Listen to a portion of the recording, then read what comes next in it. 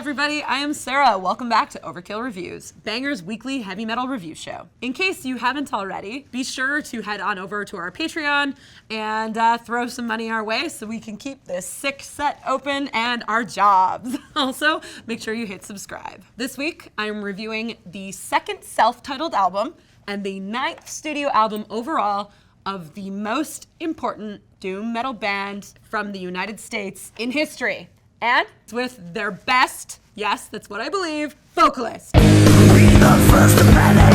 You'll be the first to die. Shot down in the back, bleeding and wondering why. This happens every day. Get it through your head. Wake up and listen to me. Every day, so get it through your head. Wake up and listen to me. I smell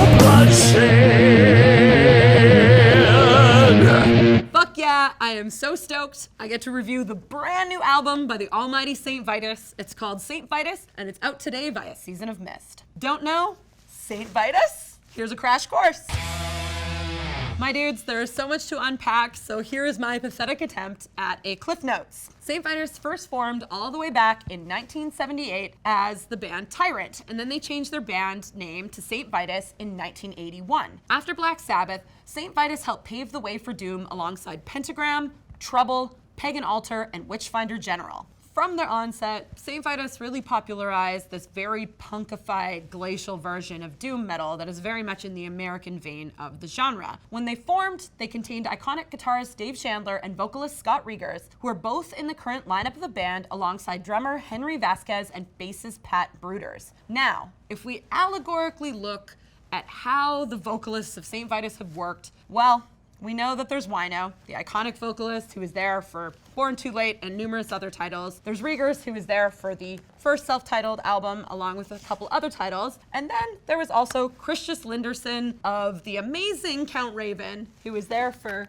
which one is it? Oh, Children of Doom, way over here. If we think of Ozzy as being the iconic Black Sabbath vocalist, then that role probably goes to Wino. And therefore, that means that Regers, the original vocalist, is more like the Dio, the one who's only been there for the fucking killer albums. Are we going to live up to his and the band's legacy on this new second self-titled Saint Vitus album? Let's find out. There's no teasers in this review. Honestly, this album is great. The tone is filthy. When you first hear Regers' voice and you're just like, holy shit, did this guy just step out of a time machine? Regers sounds the same as he did in the 80s. He's got this really gruff punk, awesome way of pacing that works so well for this band. The next thing that you notice is obviously gonna be the riffs.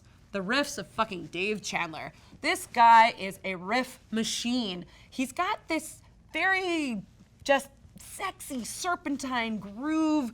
He just churns out fucking solos like it's nobody's business. Oh yeah, before I forget, I really want to give a shout out to the drummer, Henry, who replaced original drummer Armando Acosta, who passed away in 2010. I really like the swing beats that you've got going on. Everything's just got this really great quality. Finally, I have to give some love to bassist Pat Bruders. Pat was also in Down, Crowbar, and Goat Whore, but he knows how to slap the bass. To kick things off, his album opener, Remains, which just thrusts you right back into that classic Vitus style. Immediately, you're gonna notice the production and the engineering, which was done by a fellow named Tony Reed.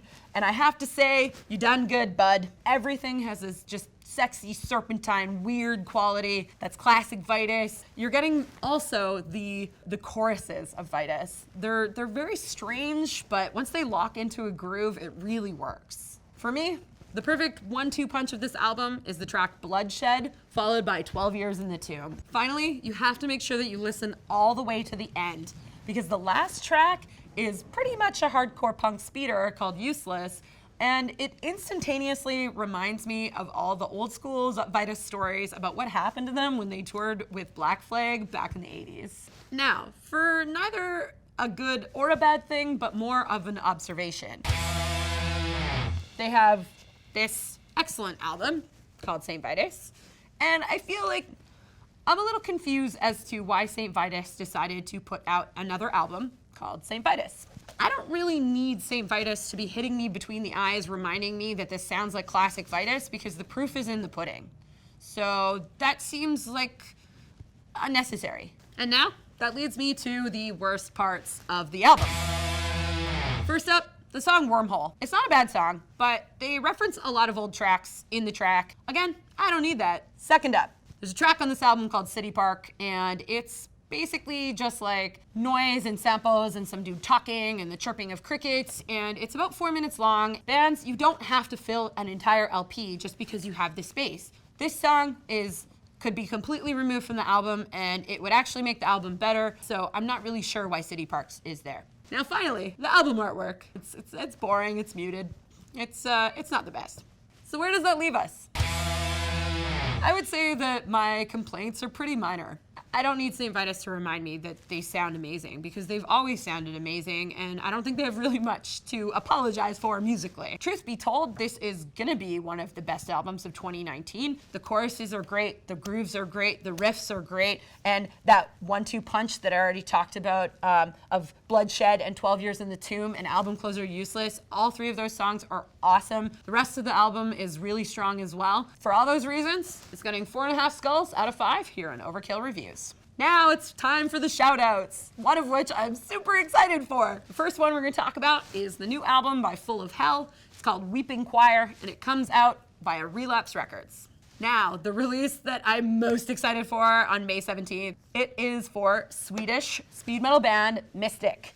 I have talked about their cassette before on Cassette called Mystic fucking Rips, who make awesome speed metal. And their album is coming out via I Hate digitally, and it's gonna be out on vinyl in the summer. The cassette pre-orders are already up on Bandcamp, so make sure you buy it, because this record is totally ripping and it is awesome. And their vocalist pretty much sounds like, Doro meets Messiah Force, which is totally killer. All right, that's it. Thanks, bye.